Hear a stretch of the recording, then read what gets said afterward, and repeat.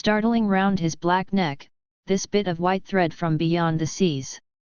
Near the same tree 2 more bundles of acute angles sat with their legs drawn up.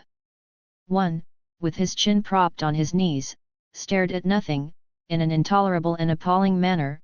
His brother phantom rested its forehead, as if overcome with a great weariness, and all about others were scattered in every pose of contorted collapse, as in some picture of a massacre or a pestilence. While I stood horror-struck, one of these creatures rose to his hands and knees, and went off on all fours towards the river to drink. He lapped out of his hand, then sat up in the sunlight, crossing his shins in front of him, and after a time let his woolly head fall on his breastbone. I didn't want any more loitering in the shade, and I made haste towards the station. When near the buildings I met a white man, in such an unexpected elegance of get-up that in the first moment I took him for a sort of vision. I saw a high starched collar, white cuffs, a light alpaca jacket, snowy trousers, a clean necktie, and varnished boots. No hat. Hair parted, brushed, oiled, under a green-lined parasol held in a big white hand. He was amazing, and had a pen holder behind his ear. I shook hands with this miracle, and I learned he was the company's chief accountant, and that all the bookkeeping was done at this station. He had come out for a moment, he said, to get a breath of fresh air. The expression sounded wonderfully odd, with its suggestion of sedentary desk life. I wouldn't have mentioned the fellow to you at all, only it was from his lips that I first heard the name of the man who is so indissolubly connected with the memories of that time. Moreover, I respected the fellow. Yes, I respected his collars, his vast cuffs, his brushed hair. His appearance was certainly that of a hairdresser's dummy, but in the great demoralization of the land he kept up his appearance. That's backbone. His starched collars and got-up shirt fronts were achievements of character. He had been out nearly 3 years, and, later, I could not help asking him how he managed to sport such linen.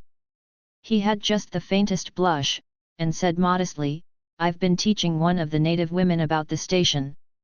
It was difficult. She had a distaste for the work." Thus this man had verily accomplished something. And he was devoted to his books, which were in APPLEP order. Everything else in the station was in a muddle: heads, things, buildings. Strings of dusty niggers with splay feet arrived and departed, a stream of manufactured goods, rubbishy cottons, beads, and brass wire set into the depths of darkness, and in return came a precious trickle of ivory. I had to wait in the station for 10 days, an eternity. I lived in a hut in the yard, but to be out of the chaos I would sometimes get into the accountant's office. It was built of horizontal planks, and so badly put together that, as he bent over his high desk, he was barred from neck to heels with narrow strips of sunlight. There was no need to open the big shutter to see. It was hot there, too. Big flies buzzed fiendishly, and did not sting, but stabbed. I sat generally on the floor, while, of faultless appearance, and even slightly scented, perching on a high stool, he wrote. Sometimes he stood up for exercise. When a truckle bed with a sick man, some invalid agent from up country, was put in there, he exhibited a gentle annoyance. "The groans of this sick person," he said, "distract my attention. And without that it is extremely difficult to guard against clerical errors in this climate." One day he remarked, without lifting his head, "In the interior you will no doubt meet Mr. Kurtz." On my asking who Mr. Kurtz was, he said he was a first-class agent, and seeing my disappointment at this information, he added slowly, laying down his pen, "He is a very remarkable person." Further questions elicited from him that Mr. Kurtz was at present in charge of a trading post, a very important one, in the true ivory country, at the very bottom of there. Sends in as much ivory as all the others put together. He began to write again. The sick man was too ill to groan. The flies buzzed in a great peace. Suddenly there was a growing murmur of voices and a great tramping of feet. A caravan had come in. A violent babble of uncouth sounds burst out on the other side of the planks. All the carriers were speaking together, and in the midst of the uproar the lamentable voice of the chief agent was heard giving it up tearfully for the 20th time that day.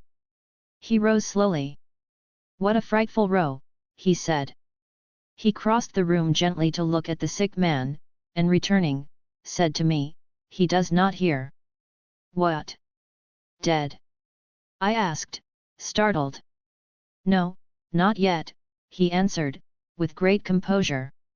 Then, alluding with a toss of the head to the tumult in the station yard, "When one has got to make correct entries, one comes to hate those savages, hate them to the death." He remained thoughtful for a moment. "When you see Mr. Kurtz," he went on, "tell him from me that everything here," he glanced at the deck, "is very satisfactory. I don't like to write to him with those messengers of ours, you never know who may get hold of your letter at that central station." He stared at me for a moment with his mild, bulging eyes. "Oh, he will go far, very far," he began again. "He will be a somebody in the administration before long. They, above the council in Europe, you know, mean him to be." He turned to his work. The noise outside had ceased, and presently in going out I stopped at the door. In the steady buzz of flies the homeward-bound agent was lying finished and insensible, the other, bent over his books, was making correct entries of perfectly correct transactions, and 50 feet below the doorstep I could see the still treetops of the Grove of Death. Next day I left that station at last, with a caravan of 60 men, for a 200-mile tramp. No use telling you much about that. Paths, paths, everywhere, a stamped-in network of paths spreading over the empty land, through the long grass, through burnt grass, through thickets, down and up chilly ravines, up and down stony hills ablaze with heat, and a solitude, nobody, not a hut. The population had cleared out a long time ago. Well, if a lot of mysterious niggers armed with all kinds of fearful weapons suddenly took to travelling on the road between Deal and Gravesend, catching the yokels right and left to carry heavy loads for them, I fancy every farm and cottage thereabouts would get empty very soon. Only here the dwellings were gone, too. Still I passed through several abandoned villages. There's something pathetically childish in the ruins of grass walls. Day after day, with the stamp and shuffle of 60 pair of bare feet behind me, each pair under a 60-pound load. Camp, cook, sleep, strike camp, march. Now and then a carrier dead in harness, at rest in the long grass near the path, with an empty water gourd and his long staff lying by his side. A great silence around and above.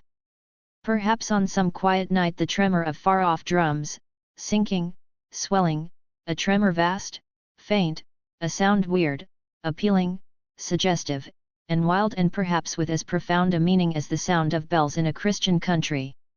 Once a white man in an unbuttoned uniform, camping on the path with an armed escort of lank Zanzibaris, very hospitable and festive not to say drunk, was looking after the upkeep of the road, he declared.